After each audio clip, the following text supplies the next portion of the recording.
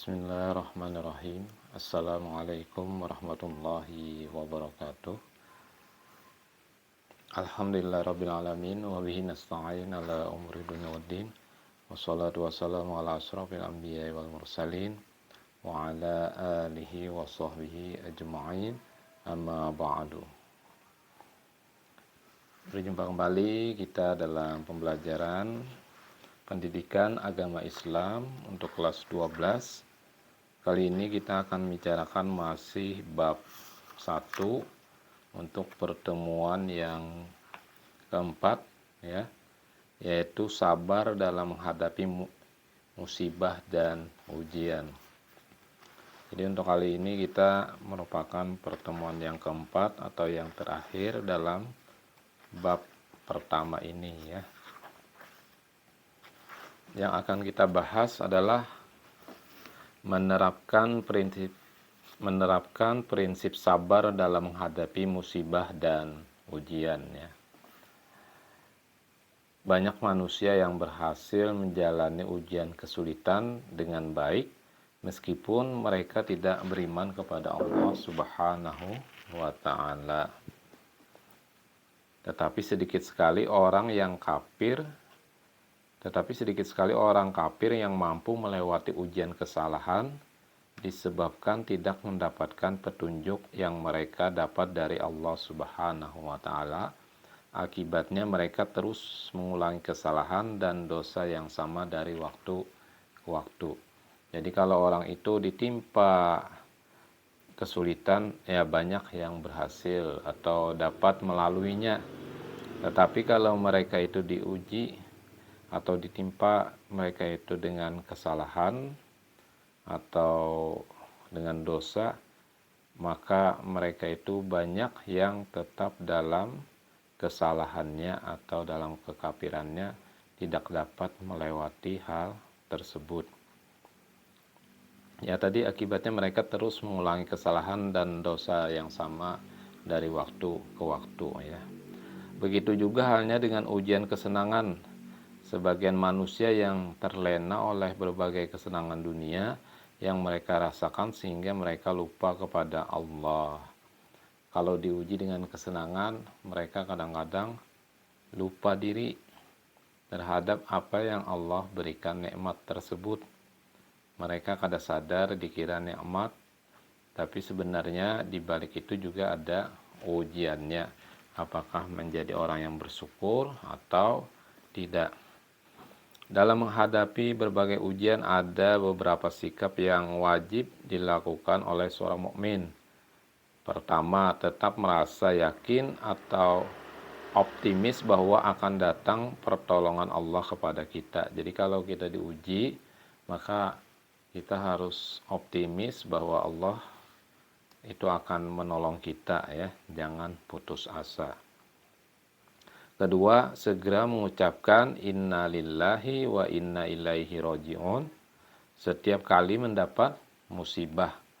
Jadi kalau dapat musibah, kita ucapkan inna lillahi wa inna ilaihi raji'un. Sesungguhnya kami kepunyaan Allah dan kepadanya lah kami kembali. Jadi kita baca kalimat istirja tadi. Kemudian yang ketiga, bertawakal kepada Allah. Tawakal menjadikan salah satu syarat bagi seseorang untuk mendapatkan pertolongan Allah. Jadi kalau kita diuji oleh Allah, maka kita bertawakal. Artinya kita menyerahkan diri kita kepada Allah Subhanahu wa taala. Jadi kita serahkan diri kita. Jangan kita aja yang merasa yang kawa mengatasinya, tapi kita serahkan diri kita kepada Allah. Allah yang akan menolong kita. Untuk itu ada 4 hal yang wajib kita lakukan saat bertawakal. Jadi kalau orang ingin bertawakal kepada Allah, ada 4 hal yang harus dia lakukan. Ada beberapa hal. Yang pertama, hindari menyandarkan hati kepada selain Allah. Kalau kita mendapat ujian dan kita ingin bertawakal, maka hindari menyandarkan hati kepada selain Allah. Artinya yang menolongi kita itu hanya Allah yang dapat menolongi. Kalaupun kita minta tolong kepada orang lain, tapi sebenarnya hakikatnya Allah lah yang menolongi lewat perantaraan orang tadi. Jangan hati kita hanya terhijab atau terdinding bahwa orang itu saja yang menolong, lalu kita lupa kepada Allah. Jika kita menyandarkan hati kepada selain Allah saat menghadapi salah satu masalah atau musibah, pertolongan Allah akan semakin jauh dari kita. Ya, walaupun zahirnya orang lain yang menolong kita, tapi kita ingat bahwa itu pada hakikatnya Allah lah yang menolong kita. Jangan hati kita sampai pada orang itu tadi aja lah. Kalau sampai pada itu aja berarti hati kita kada sampai kepada Allah. Maka Allah nanti akan tidak mau menolong kepada kita karena kita tidak mengharapkan pertolongan kepada Allah. Yang berikutnya, hindari melakukan ikhtiar dengan mudarat yang lebih besar daripada manfaatnya.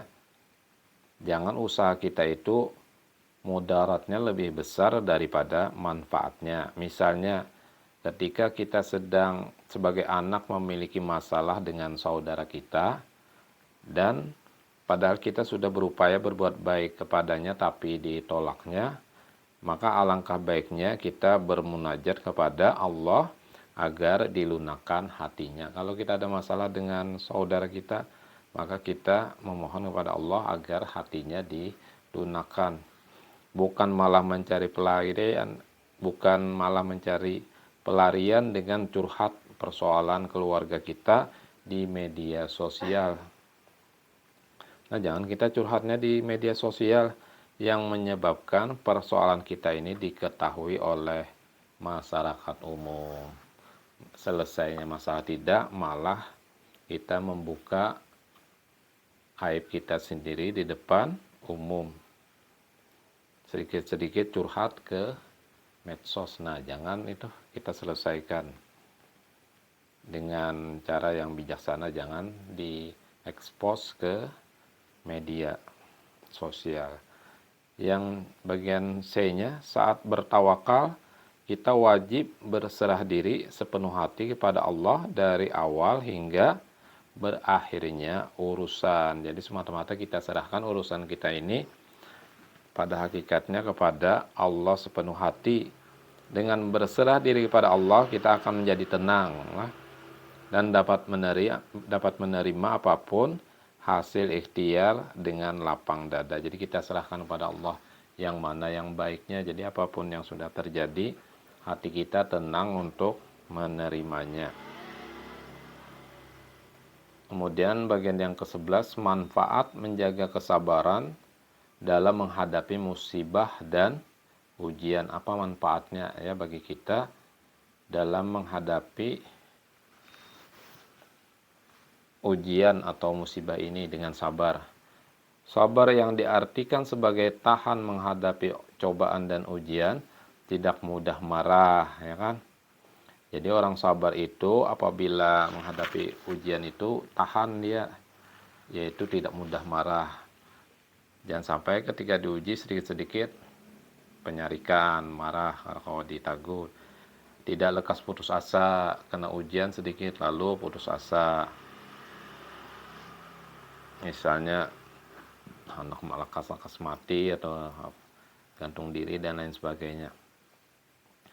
Sabar juga berarti tenang dan dapat mengendalikan emosi dan diri saat diterpa banyak bencana. Jadi kalau mendapat musibah, dapat mengendalikan emosinya terhadap banyaknya cobaan dan ujian. Keutamaan dan janji Allah untuk orang yang sabar banyak terdapat dalam Al-Quran. Jadi orang yang sabar itu banyak keutamaannya dalam Al-Quran. Berikut keutamaan dan balasan bagi orang yang sabar dalam menghadapi ujian dan musibah. Apa aja balasannya? Pertama, memperoleh kesudahan yang baik. Jadi orang yang sabar itu memperoleh kesudahan yang baik, akhir yang baik, happy ending lah. Allah Subhanahu wa taala menjanjikan kepada orang-orang yang sabar bahwa mereka akan memperoleh kesudahan yang baik, akhir yang baik. Firman Allah dalam surah Ar-Ra'd ayat 22 yang artinya, dan orang-orang yang sabar karena mencari keridaan Tuhannya, mendirikan sholat dan menafkahkan sebagian rezeki yang kami berikan kepada mereka secara sembunyi atau terang-terangan, serta menolak kejahatan dengan kebaikan, orang-orang inilah yang akan mendapat tempat kesudahan yang baik ya. Ar-Ra'd ayat 22. Jadi orang yang sabar itu akan mendapat kesudahan yang baik dari Allah, sudah dijanjikan. Yang kedua atau B, memperoleh keuntungan. Jadi orang yang sabar itu memperoleh keuntungan dari Allah. Allah Subhanahu wa taala akan memberikan keberuntungan bagi orang-orang yang sabar sesuai dengan firman-Nya dalam surah Ali Imran ayat 200. Artinya, hai orang-orang yang beriman, bersabarlah kamu dan kuatkanlah kesabaranmu, dan tetaplah bersiap siaga di perbatasan negerimu, dan bertakwalah kepada Allah supaya kamu beruntung. Ali Imran ayat 200. Jadi orang yang sabar itu akan memperoleh keberuntungan dari Allah, keberuntungan dunia dan akhirat ya. Di dunia dia mendapat akhir yang baik tadi kan, kemudian di akhirat dia akan memperoleh pahala. Orang-orang yang beruntung akan mendapat pahala atau surga dari Allah Subhanahu wa taala. Kemudian yang C, memperoleh cinta Allah Subhanahu wa taala. Jadi orang yang sabar itu Allah akan sangat mencintai kepada orang-orang yang sabar ketika mereka diuji sebagaimana firman Allah. Jadi kalau orang sabar, itu Allah cinta kepada mereka. Artinya, dan betapa banyak nabi yang berperang didampingi sejumlah besar dari pengikutnya yang bertakwa, mereka tidak menjadi lemah karena bencana yang menimpanya di jalan Allah, tidak patah semangat dan tidak pula menyerah kepada musuh, dan Allah mencintai orang-orang yang sabar. Jadi innallaha yuhibbus sabirin, ya kan? Jadi Allah itu mencintai orang-orang yang sabar. Jadi orang sabar itu dicintai oleh Allah. Sebagaimana disebutkan juga dalam tadi Quran Ali Imran ayat 146, dan Allah mencintai orang-orang yang sabar. Yang bagian D-nya, diberi petunjuk. Jadi orang yang sabar itu akan memperoleh petunjuk dari Allah.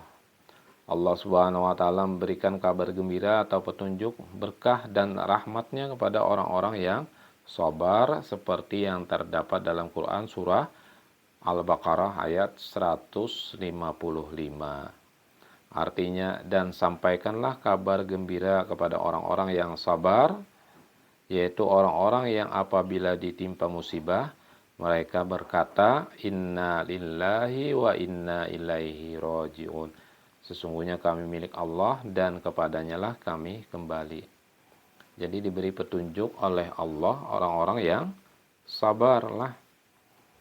Yaitu orang-orang yang apabila ditimpa musibah, dia mengucapkan inna lillahi wa inna ilaihi raji'un. Jadi Allah memberikan petunjuk kepada orang-orang yang sabar.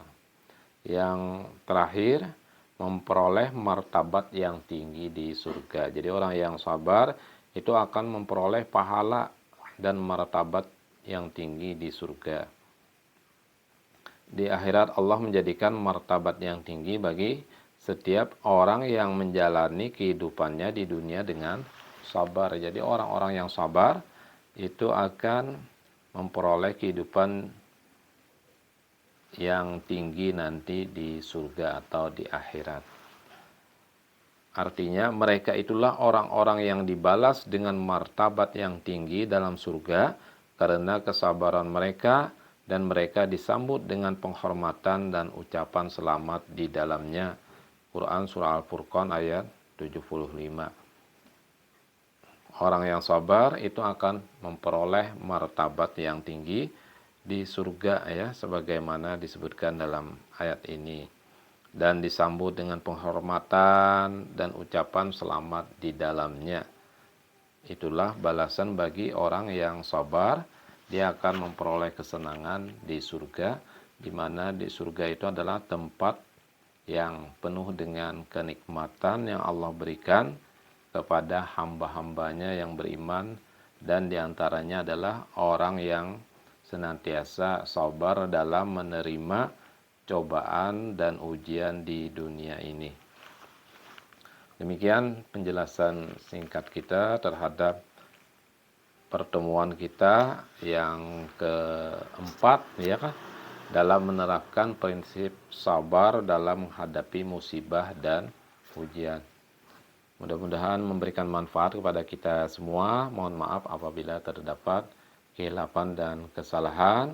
Akhirnya wabillahi taufik wal hidayah. Assalamualaikum warahmatullahi wabarakatuh.